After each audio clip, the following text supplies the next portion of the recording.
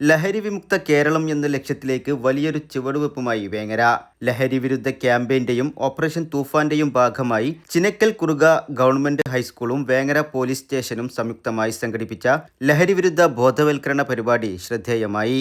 Vengara bus stand പരിസരത്ത് നടന്ന പരിപാടി വേങ്ങര എസ്.ഐ സുരേഷ് ലഹരിക്കെതിരായ കയ്യൊപ്പ് ചാർത്തിക്കൊണ്ട് ഉദ്ഘാടനം ചെയ്തു. PTA പ്രസിഡന്റ് ജലീൽ പൂക്കുത്ത് അധ്യക്ഷനായ ചടങ്ങിൽ പ്രധാന അധ്യാപിക സിന്ധു ടീച്ചർ സ്വാഗതം ആശംസിച്ചു.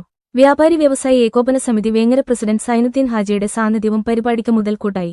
ചടങ്ങിൽ പങ്കെടുത്ത മുഴുവൻ വിദ്യാർത്ഥികളെയും പൊതുജനങ്ങളെയും ആദരിക്കുകയും ചെയ്തു. GHS കുറുകയിലെ LP, UP, ഹൈസ്കൂൾ വിഭാഗം വിദ്യാർത്ഥികൾ അവതരിപ്പിച്ച ലഹരി വിരുദ്ധ പ്രതിജ്ഞ, പ്രസംഗം, ഫ്ലാഷ് മോബ്, ദൃശ്യാവിഷ്കാരം, മൈമിംഗ് എന്നിവ കാഴ്ചക്കാരിൽ വലിയ അവബോധം സൃഷ്ടിച്ചു.